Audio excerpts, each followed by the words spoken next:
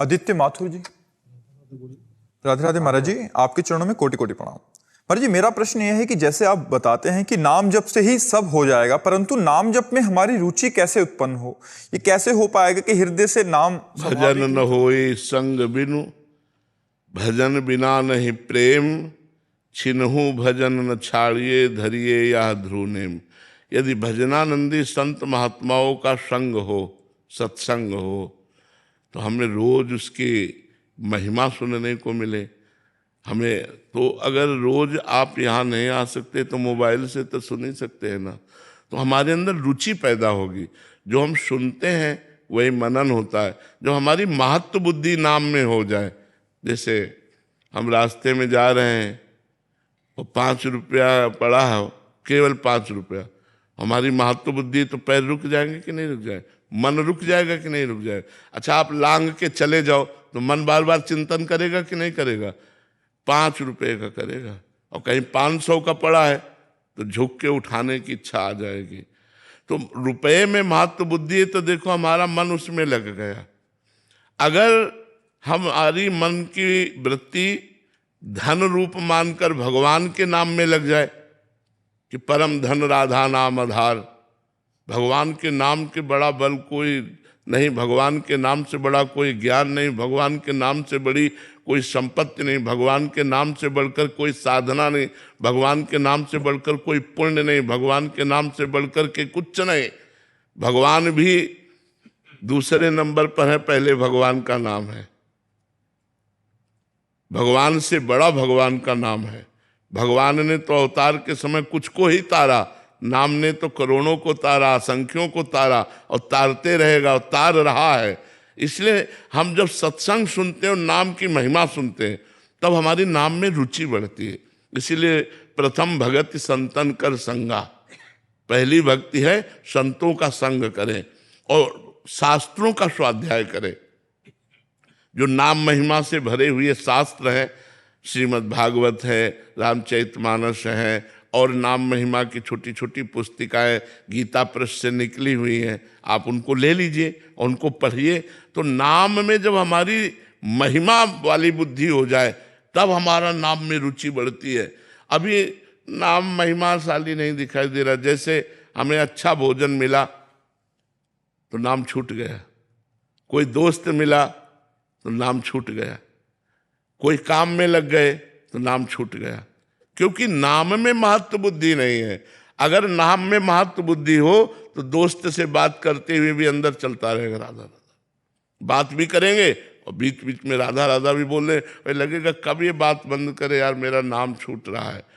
जब नाम का महत्व तब समझा जाए जब त्रिभुवन की राज्य लक्ष्मी देने पर, त्रिभुवन की, भारत के अकेले नहीं, अमेरिका के अकेले नहीं, त्रिभुवन की, ब्रह्मलोक तक का वैभव दिया जाए और कहा जाए आधे पल के लिए नाम छोड़ दो, और नाम ना छोड़े, तब समझो कि वो महाभागवत नाम के महत्व को जान गए। तो जब हम नाम की महिमा सुनते हैं तब हमारा मन उत्साहित होता है नाम जपने को। तो हम रोज सत्संग सुने। अगर हम संतों के पास नहीं पहुंच पाते तो बहुत से संतों की वाणी यूट्यूब में पड़ी हुई है। जिन संतों से आपका मन मिलता है, ऐसा लगता है कि इनकी वाणी से हमारा कल्याण होगा, वो सुनना चाहिए। वो वाणी में नहीं सुननी चाहिए जिसमें भगवान की महिमा को काटा गया, भगवान के नाम को काटा गया, भगवान की लीला चरित्रों की महिमा को नीचा दिखाया गया। ऐसे भी हैं। तत्व एक है, इसको कोई नकार नहीं सकता। वेद कहता है एको ब्रह्म द्वितीयो नास्ति, दूसरा नहीं है, एक है।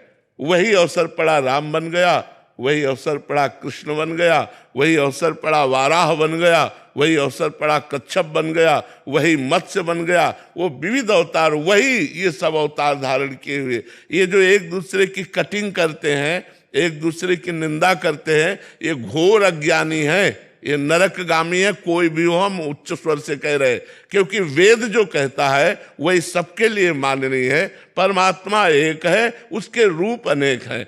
अगर अपने ही परमात्मा की तुम मान्यता करके परमात्मा के दूसरे रूप की निंदा करते हो तो तुम नरकगामी होगे। तुम अपराधी हो, तुम्हें ज्ञान नहीं इस बात का। वही सब रूपों में विराजमान है, एक ब्रह्म ही है, वो अनेक रूपों में व्याप्त है। अनेक को एक में, एक को अनेक में जिसने देख लिया वही सच्चा ज्ञानी है। यो माम पश्यति सर्वत्र सर्वम च मयि पश्यति तस्याहम न प्रणश्यामि सच में न प्रणश्यति। जो सर्वत्र मुझको देखता है और मुझ में सबको देखता है, मैं कभी उससे बिलग नहीं रहता, भगवान ने कहा। तो ये जब तक सच्चा शास्त्रों का ज्ञान नहीं होता तो एक दूसरे की निंदा करते रहते हैं। तो हमको ये भी देखना है कि हमें सच्चे महात्माओं के प्रवचन सुनने हैं। सच्चे महात्माओं का लक्षण, जिनको धन की चाह नहीं है, जिनको मान की चाह नहीं है, जिनको स्त्री का आकर्षण नहीं है, जो एकमात्र भगवान में स्थित है, उनकी वाणी सुननी चाहिए। जो धन के लिए, मान के लिए, भोगों के लिए, तो जागतिक ही है, केवल भगवान की आड़ में अपनी वासनाओं का पोषण कर रहा है। वो किसी भी वेश में हो, कोई भी हो, इससे कोई मतलब नहीं। जिसका शुद्ध भाव केवल भगवान की चर्चा करना और उसी चर्चा में आनंदित हो जाना। मम गुण गावत पुलक शरीरा गदगद कंठ नैन बह नीरा। भगवान के पावन चरित्रों का गायन करते करते रोना आ गया, कंठ भर गया, आवाज नहीं निकल रही। यही है महापुरुषों का लक्षण, यही भगवान के निज जनों का लक्षण। तो भगवान के प्यारे संतों की वाणी सुनने से भगवान के नाम में हमारी रुचि होने लगती है। और जबरदस्ती जपना चाहिए। जैसे हमें दवा दी गई तो चाहे जितनी कड़वी हो, लेकिन हम रोग निवारण के लिए खाते हैं, तो भव रोग की अचूक औषधि नाम है। जासु नाम भव भेषज हरन घोर त्रयशूल। जिनका नाम दैहिक दैविक भौतिक तीनों तापों को मिटाकर आवागमन के चक्र से हमें उबार लेता है, वो भगवान का नाम भव रोग की अचूक औषधि है। जासु नाम भव भेषज, भेषज माने औषधि, भव माने संसार के आवागमन चक्र से मुक्त करने की औषधि है भगवान का नाम।